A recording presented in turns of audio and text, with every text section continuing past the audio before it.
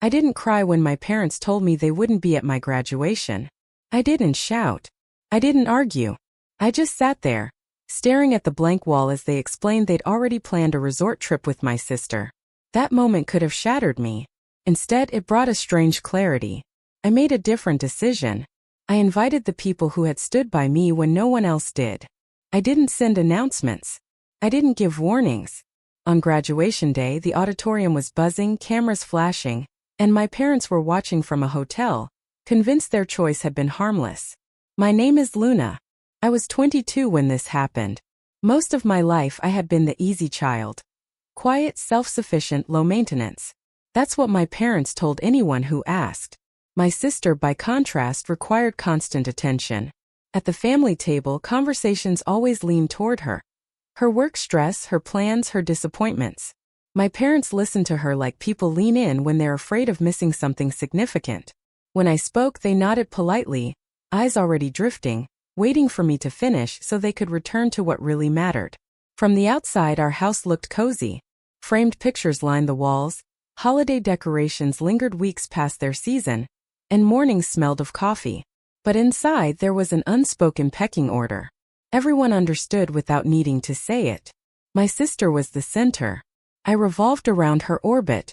When I started college, the thrill lasted maybe 5 minutes.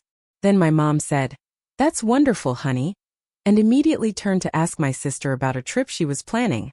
I paid my own tuition with scholarships and part-time jobs, covering every bill, every expense. My parents, meanwhile, supported my sister, her car, her apartment, whatever she needed. Once I asked for help with textbooks. My mom smiled and said, "You're so independent, Luna. You'll figure it out." I never asked again. By the time graduation loomed, I knew exactly how the conversation would go. I still called, part of me needing to hear it directly. My mom didn't even hesitate. "We already have plans with your sister," she said. My dad added that she was under stress and needed them more. Not once did either of them ask what graduating meant to me. I hung up, sat on my bed, staring at my cap and gown dangling from the closet door. My chest ached in that familiar way, but beneath it was something else. Not anger, not sadness, but clarity. I realized I wasn't waiting to be chosen anymore. I was done hoping they would suddenly notice me. For the first time, I wondered what it would mean to choose myself instead. Being invisible for so long teaches you to expect nothing. You tell yourself you're fine even when it hurts. You swallow disappointment quietly and keep moving. Looking back, the signs had always been there. My parents missed my high school awards ceremony because my sister had a work function. When I won a small writing prize in my sophomore year of college, my mom said she was proud but immediately asked if I could help my sister move that weekend. Every milestone in my life felt like background noise to something louder, more urgent, something that wasn't about me. I worked through school, late nights, early mornings, stretching every paycheck, deciding which bills could wait. Meanwhile, my sister casually discussed the expenses my parents covered for her, as if it were normal. When she teased me about my small writing projects, my parents laughed along. Not meanly, just comfortably, like there was no reason to intervene. By the time graduation rolled around, I wasn't shocked. They had picked a resort trip over me. That didn't make the hurt any less. It just made it predictable. A few days later, I found myself at the kitchen table in my best friend's house, folding laundry with her mom. It was one of those ordinary afternoons that somehow felt warmer than usual. The radio played softly in the background, and the windows were wide open. Her dad walked past and asked casually how graduation preparations were going. I hesitated, then told them the truth. There was a pause. Not the awkward kind I was used to, but a weighty silence that made the room feel heavier. Her mom set down the towels slowly. Her dad shook his head as if he couldn't fully process what he had just heard. "That isn't fair," her mom said. "This is such an important day." They didn't lecture me or give advice. They just listened. Then her mom looked at me with a smile, the kind that makes your chest tighten slightly, and said softly, "We'd love to be there if you want us to." Her words surprised me. I hadn't expected to say yes. I hadn't planned anything at all, really. But in that moment something shifted. I realized I had been treating my parents' absence like a rule I had to follow, rather than a choice I could respond to. So I said yes. That evening I sat alone in my room, staring at my phone. I considered calling my parents to tell them, to soften the situation somehow. Then I realized I didn't owe anyone an explanation for inviting the people who had actually shown up for me. For the first time, I wasn't reacting, I was making a deliberate choice. Once that door opened in my mind, I couldn't close it again. After that, everything felt oddly calm. Not exactly peaceful, more like the hush before something irreversible. There was no dramatic confrontation. My parents didn't suddenly change their plans. My sister didn't notice a thing. Life continued as always, with me on the edges and them at the center. But for the first time, I stopped resisting that reality. What my family didn't realize was that my life had been quietly moving in a different direction for years. I had been working late nights, revising scripts between classes, taking feedback seriously, improving, and learning to face rejection without letting it hollow me out. I never shared this at home because no one asked. Eventually, I learned not to volunteer information that would go unnoticed. A few weeks before graduation, my manager pulled me aside after a long meeting. We were standing in a hallway that smelled faintly of burnt coffee and printer toner.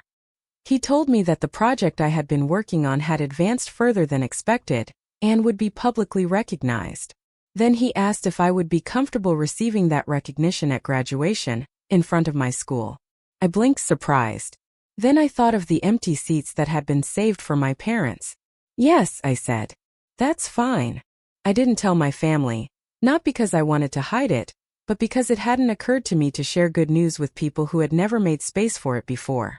I filled out the school forms and listed the names of the people who had actually checked in on me, who had asked how I was doing without being prompted. As graduation day approached, I expected nerves. Instead, I felt steady. I pressed my cap, laid out my gown, and folded it neatly over the back of a chair. When my mom sent a photo of the resort view, I stared at it for a moment before setting my phone face down. That night, standing in front of the mirror, I barely recognized myself. Not because my reflection had changed, but because I felt different. Lighter. More solid. In that moment, I understood something I wish I had known much earlier. I could choose myself, and that choice was enough. Losing people who never truly showed up isn't sorrow, it's freedom. That night, as I switched off the light and slid into bed, I realized that the next day would be about more than just finishing school. It would be about who chose to stand beside me when everything I had worked for finally became visible. Graduation morning arrived quietly, without drama, without last-minute calls or sudden change of plans. Sunlight filtered through the curtains, gentle and indifferent, as if the world hadn't been holding its breath like I had. I dressed slowly. The gown felt heavier than I anticipated, sleeves brushing my wrists as I adjusted them. My cap sat askew at first, and I chuckled softly at my reflection as I straightened it. I didn't see a girl waiting for attention anymore. I saw someone who had completed something difficult. When we arrived at the auditorium, it hummed with energy. Families filled the seats, hugging, laughing, snapping photos that would end up framed or forgotten in drawers. Out of habit, I scanned the crowd, even though I already knew exactly where my parents wouldn't be sitting. Then I spotted them. My best friend's parents, waving from the family section. Her mom clutched a tissue, and her dad beamed like it was his child standing there. A warmth settled in my chest. Not sadness, not longing, but gratitude. Backstage, we lined up, lights dimmed, music swelled. Names were called, students crossed the stage one by one. When it was my turn, I stepped forward, steady and composed. I shook the dean's hand, accepted my diploma, and smiled as the applause washed over me. It was genuine, heartfelt, and for the first time it felt like it was directed at me. I thought that would be the high point. I was wrong. After the final name was announced, the dean returned to the microphone. He paused, glanced toward the wings, then back at the audience. Before we conclude, we have a special recognition from one of our industry partners. A ripple of curiosity spread across the room. My pulse quickened, but I kept my expression neutral, eyes forward. A woman stepped onto the stage, confident and poised. I recognized her instantly.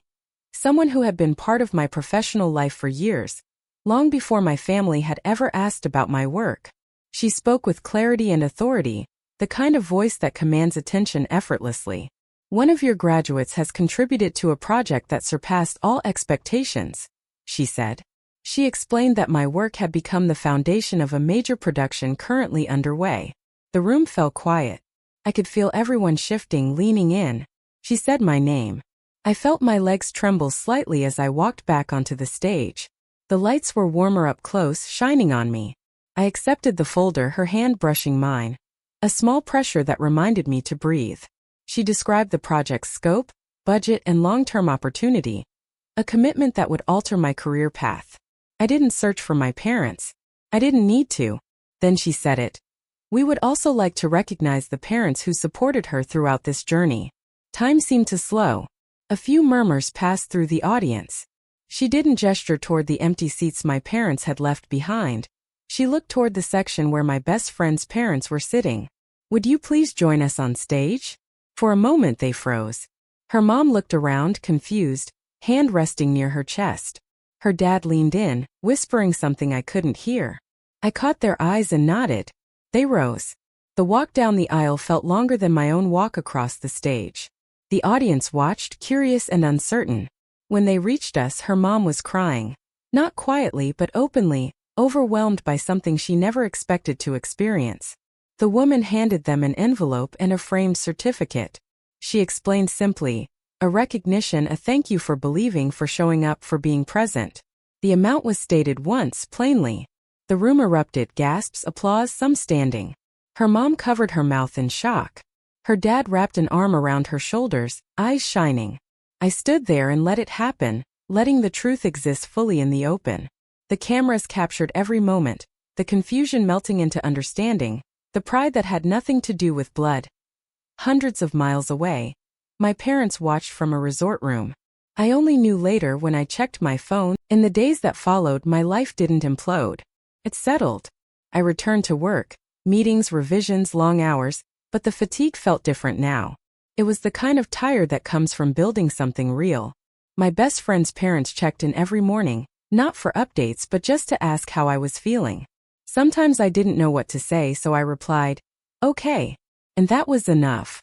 My parents continued through relatives and old family friends. They wanted to explain, to reclaim something they thought was theirs. I never responded. Silence wasn't punishment, it was a boundary. Eventually, the calls and messages stopped. Life moved on, as it always does when you stop feeding the chaos. What surprised me most wasn't how calm I felt. It was how little guilt remained. For years I believed love meant endurance, that family meant tolerance. Now I understood something simpler. Love shows up. Family stays. Once you recognize that, you can't unsee it. Today, when people ask me about my family, I speak without hesitation. I talk about those who were present, who sat in the front row, who chose me without conditions. Blood didn't make them my family. Their presence did. If you've ever been overlooked by those meant to stand beside you, know this. Choosing yourself isn't wrong. Closing the door that kept you small isn't cruel. It's necessary.